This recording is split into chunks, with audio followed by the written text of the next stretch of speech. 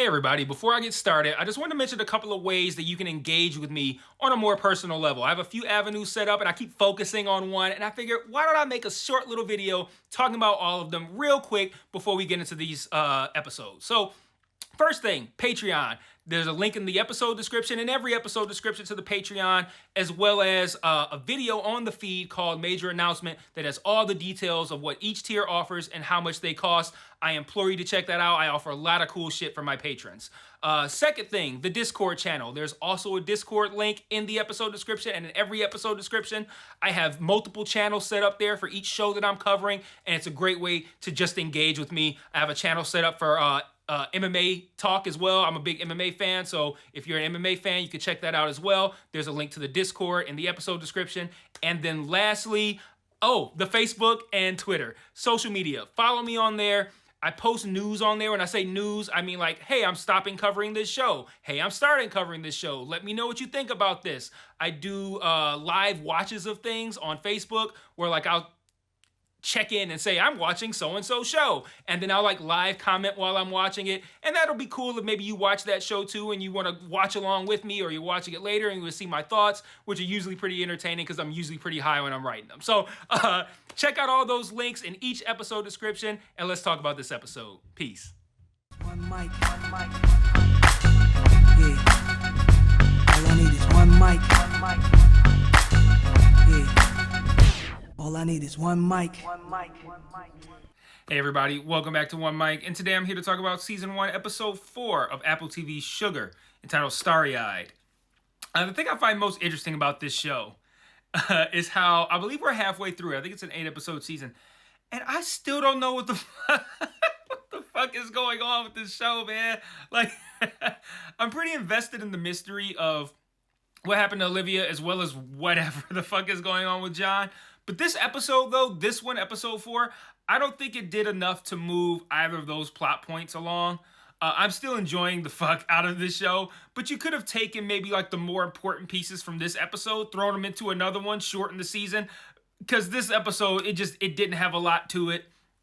We got no further information to help us in our quest to figure out what the fuck is going on with John.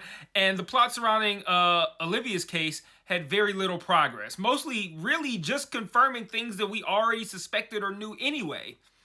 For example, like a large chunk of this episode is dedicated to the discovery that Davy is a sexual predator. Now, I mean, I mentioned this in each of the videos that I've probably put out on this channel for this show. They've mentioned every episode that Davy got like 10 or 11 sexual predator charges potentially pending against him. Now, yes, we learned the details of what he does, but this episode was only like 30-something minutes long, and we spent a significant amount of time on a detail we already know and little to no time on the things we still need to learn more about. So that's just what I mean when I say that like the important stuff wasn't really advanced that much. So on that note, let me move into my traditional approach for reviewing this show and talk about what we learned and whatnot. So I'm going to start at the opening because we see John finally going to the doctor that we've been hearing him been told to go to throughout this whole season, Dr. Vickers. We see him finally meet with Dr. Vickers, gives him a clean bill of health, and asks how he's doing mentally. And I was a bit disappointed with this scene because we know that Vickers is working with Ruby in some sort of unsavory capacity. I can't even say it's unsavory. It could be for John's benefit, but some capacity that John doesn't know about. So I was hoping that when we finally met Vickers, it would be more than just solely meeting Vickers. But it's like, okay, well, that's the guy, but like nothing came of that scene. Like it was just another person saying that, you know, checking in on him, seeing how he's doing mentally, him making note of it. But like, I mean, we heard so much about Vickers. We know he's at least on some, again, I don't want to say shady shit, but some shit that John don't know about. I don't know. I was hoping when we met him, it would be a little bit more impactful than solely just like, oh, so that's the guy. But that's all we got. And we know what he looks like. He lightly pressed John for info and then he backed off. So like, but that's just the first example of a scene that kind of felt like, man, like that didn't really do too much for me. And we only got 30-something minutes. Like, come on. But I do acknowledge that the scene wasn't, I didn't call it filler, but it wasn't entirely like a waste or anything like that, because Sugar does tell Vickers about a movie he watched where a doctor was doing chest compressions on a patient, and he caved the patient's chest in, but the chest had teeth inside and ate his arms. And having Sugar tell Dr. Vickers about a scene from The Thing while I got my little alien theory going on, it does kind of feel like a little bit of evidence we got in this episode about what's going on with John, a little bit more to throw in the alien pile, but I don't feel good about the alien theory, probably because we didn't spend a lot of time on it in this episode, but I know that whatever John's deal is with movies, I feel like it's tied to whatever his overall deal is. I don't even know how to describe. I don't even want to say something wrong with him. I don't even know how to describe it. It's just John's deal. Whatever his deal is, it's tied to this obsession with movies. I still think him using movies to learn how humans behave is on the table, by the way. Like, I'm not throwing it out. I'm just saying I don't feel good about the alien theory, but I mean, it's not totally without evidence on the show. So the biggest thing we learn is the nature of Davy's indiscretions. Melanie recalls seeing Olivia and another woman having a emotional discussion outside of a cafe. Now, this was of note to me because we know that Melanie is at best cordial with Bernie and at worst in cahoots with him.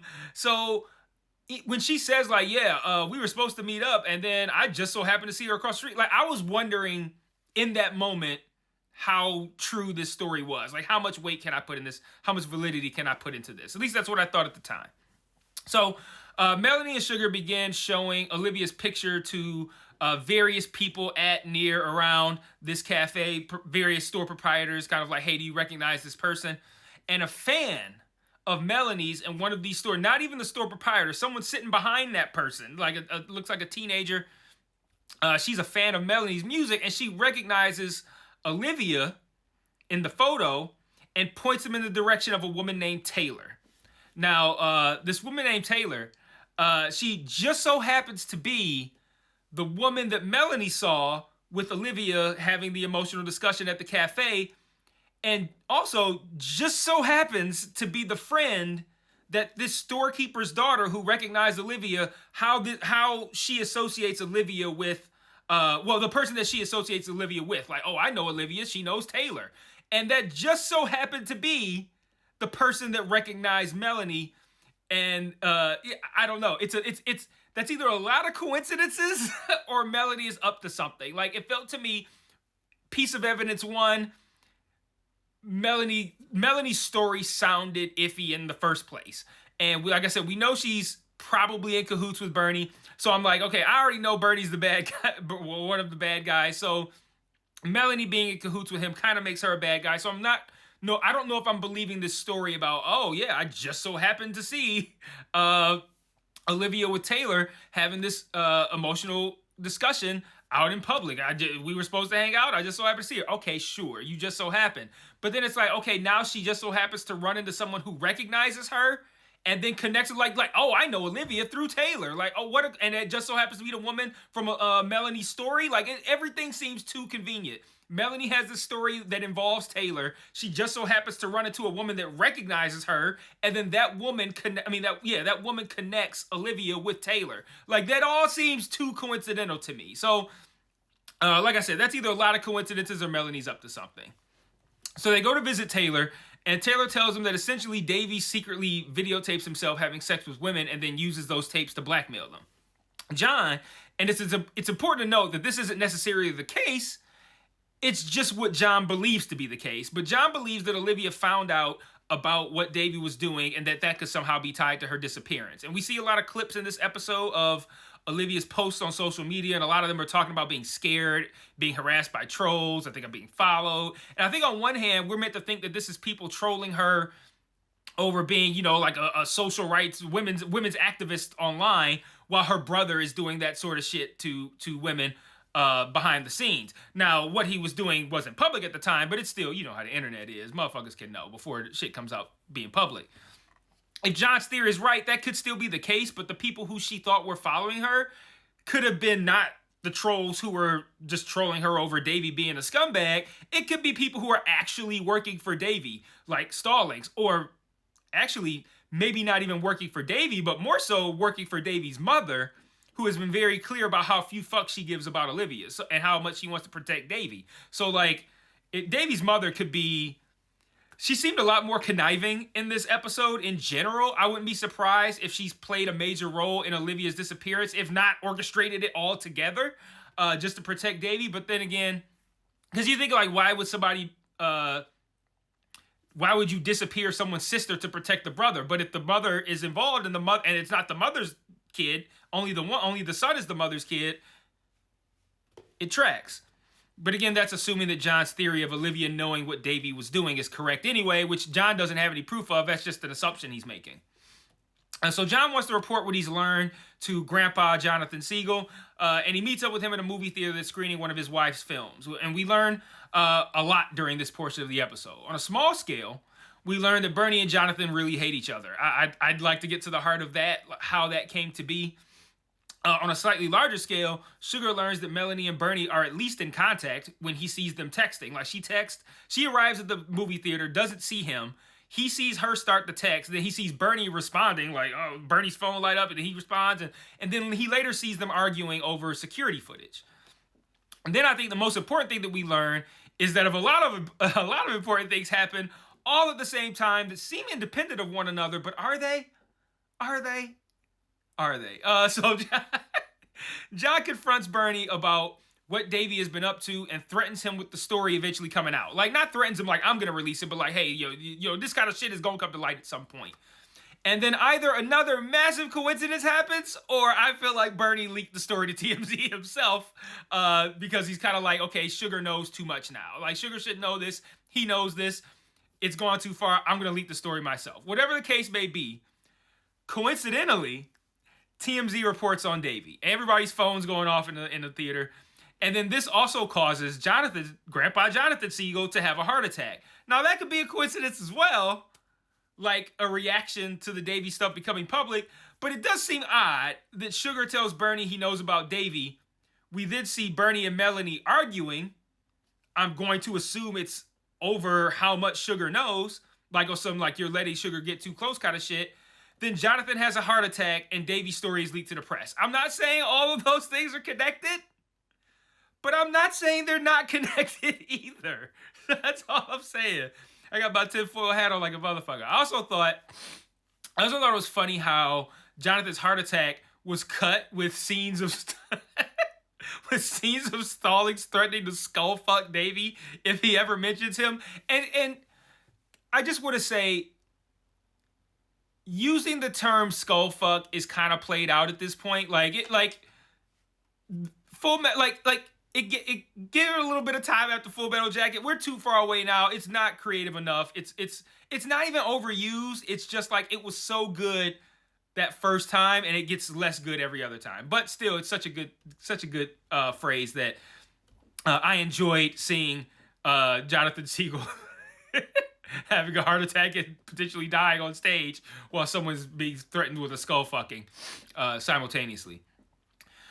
The biggest reveal of the episode, and let me know if you disagree, but the reveal was treated with, I think, way more magnitude than I felt was warranted, is that Olivia is likely in Stallings' basement, alive or not. We don't know, but she's probably there because Stallings asked this woman to guard the door while he's gone. He's like, it's got something, a special project of mine that's very important to me behind it. He also sent some people to look into Melanie and Sugar, by the way, in the same scene. And then after he leaves, that same woman, she opens like a jewelry box with a bunch of different articles of jewelry and puts on the same necklace that we've seen Olivia wearing in her social media videos. Most interesting thing here is that jewelry box full of Olivia stuff, or is that full of trinkets stolen from various women? I'm thinking it's probably the latter. And then that raises the question, like I'm sure you guys have seen a lot of stuff about serial killers, that how they have a tendency to keep some item of significance, like a treasure from each of their victims. Could this be a collection of items from various women that have been killed and not just kidnapped or paid off with hush money or whatever? But that does seem a little bit outside of what Davy's doing. Like, I don't think Davy don't strike me as somebody who's gonna be like having women killed and shit and saving trinkets and whatnot. I don't know. I'm just wondering if maybe Davy's mom is having Stallings covering up Davy's indiscretions. Like, these women that maybe that have these potential sexual charges, maybe the mom is having Stallings kill these women and Davy don't even know about it. Who knows? But the episode ends with Sugar noticing that Olivia's mom is wearing the same dress in those semi NSFW Polaroids that John has. She's wearing the same dress that Olivia's grandmother, Jonathan's wife, was wearing in the movie that John had just watched. Again, coincidences. These could be connecting pieces in this case, but these things are also so coincidental that it makes me question if some of this is even real. Like, it's one thing for them to both have on the same dress. It's another thing for John, Sugar, I gotta still calling him Sugar to have been invited to a screening of the movie where Siegel's wife would be wearing that dress. Like, it almost feels too perfect. Like, I'm not saying there's something more going on than the surface level connection of both of them wearing the same dress, but I am saying that on a show in which the main character is an unreliable narrator, that it's worth considering he could be getting fucked with. Like that's just too perfect. Like, why would you invite him to a screening where she's wearing that same, not even why would you invite him, but just it's too perfect that he would end up at a screening with a character wearing that same dress that the mom's wearing in the Polaroids. It's too perfect. So I'm going to close with a couple of thoughts. Again, let me know what you thought in the comments, but I have a couple quick closing thoughts, a couple more things we learned. During the movie premiere, John points out that Davy is a sexual predator and that Olivia is missing and that no one seems particularly pressed about either thing. And that's interesting to me.